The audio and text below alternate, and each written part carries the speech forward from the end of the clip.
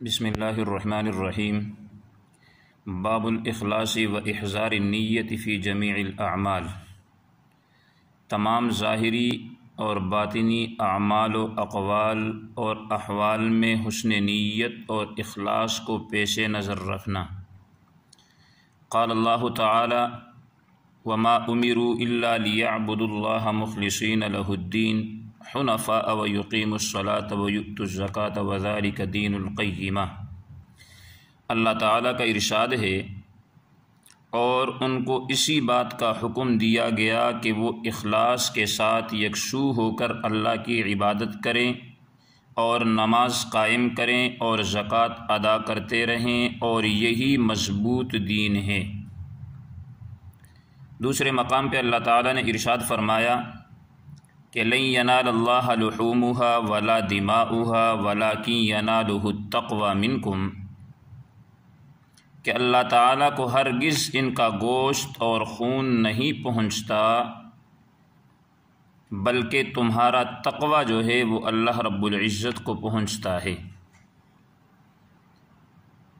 قرآن مجید کی آیات آپ کے سامنے تلاوت کی، ان کا ترجمہ بھی آپ نے سنا کہ جن آیات کے اندر اللہ رب العزت نے اخلاص کا درس دیا ہے کہ جو بھی عمل کیا جائے اس عمل کو خالصتاً اللہ رب العزت کی رضا حاصل کرنے کے لیے کیا جائے، اس کے اندر کوئی ریاکاری، دکھلاوا وغیرہ مقصود نہ ہو، تو وہ عمل اللہ رب العزت کی بارگاہ میں قابل قبول ہوتا ہے، چاہے وہ نماز ہو، زکوٰۃ ہو، روزہ ہو، حج ہو یا نفلی عبادات ہوں۔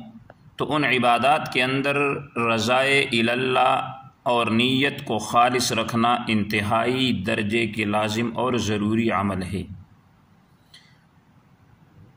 اسی طرح حدیث پاک ہے، حضرت امیر المؤمنین ابو حفص عمر بن الخطاب رضی اللہ تعالی عنہ راوی ہیں، فرماتے ہیں کہ میں نے رسول اللہ صلی اللہ علیہ وسلم کو فرماتے سنا کہ بے شک اعمال کا دار و مدار نیتوں پر ہے، ہر ایک کے لیے وہی ہے جو اس نے نیت کی، پس جس کی ہجرت اللہ اور اس کی رسول صلی اللہ علیہ وسلم کے لیے ہوگی تو اس کی ہجرت اللہ اور اس کے رسول کے لیے شمار ہوگی، اور جس کی ہجرت دنیا کے حاصل کرنے یا کسی عورت سے نکاح کرنے کے لیے ہوگی تو اس کی ہجرت انہی مقاصد کے لیے شمار ہوگی۔ متفق علیہ روایت ہے۔ اس کو امام المحدثین ابو عبداللہ محمد بن اسماعیل بن ابراہیم بن مغیرہ بن بردزہ بہ جوفی بخاری رحمۃ اللہ علیہ نے صحیح بخاری اور امام مسلم رحمۃ اللہ علیہ نے صحیح مسلم کے اندر نقل کیا ہے۔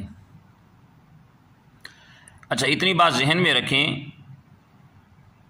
کہ حدیث پاک کے اندر حضور صلی اللہ علیہ وسلم نے بھی اخلاص کے ساتھ عمل کرنے کی ترغیب دی ہے۔ اس حدیث کا ایک پس منظر ہے، شان ورود ہے۔ حضرت عبداللہ بن مسعود رضی اللہ عنہ سے روایت ہے کہ ہم میں سے ایک شخص نے ایک عورت کو پیغام نکاح دیا۔ اس عورت کا لقب ام قیس تھا۔ عورت نے شادی کرنے سے انکار کیا، مگر شرط لگائی کہ اگر وہ ہجرت کرے تو وہ اس سے شادی کرے گی۔ اس شخص نے ہجرت کر کے اس عورت سے نکاح کر لیا، اسی وجہ سے ہم اس کو مہاجر ام قیس کہتے ہیں۔ تو اب دیکھیں، جس مقصد کے لیے اس نے ہجرت کی، اسی مقصد کے لیے، اس مقصد کو حاصل کرنے کے لیے ہجرت کرتا ہے تو وہی اسی مقصد کا مہاجر اسے کہا جاتا ہے۔ دوسری ایک اہم بات یہ ہے کہ علماء کا اس بات پر اتفاق ہے کہ اعمال میں نیت ضروری ہے تاکہ ان اعمال پر ثواب مل سکے، لیکن نیت کی صحت اعمال کے لیے شرط ہونے میں اختلاف ہے۔ احناف فرماتے ہیں کہ نیت صرف اصل اعمال میں شرط ہے، اسباب و ذرائع میں نہیں۔ نیت کا مقام دل ہے، اس لیے نیت کو الفاظ میں ادا کرنا لازم ہے، عمل میں قبولیت کی اہم شرط اس عمل کا خالص اللہ کی ذات کے لیے ہونا ہے، کیونکہ اللہ اس عمل کو قبول نہیں فرماتے جو خالص اس کی ذات کریم کے لیے نہ کیا جائے۔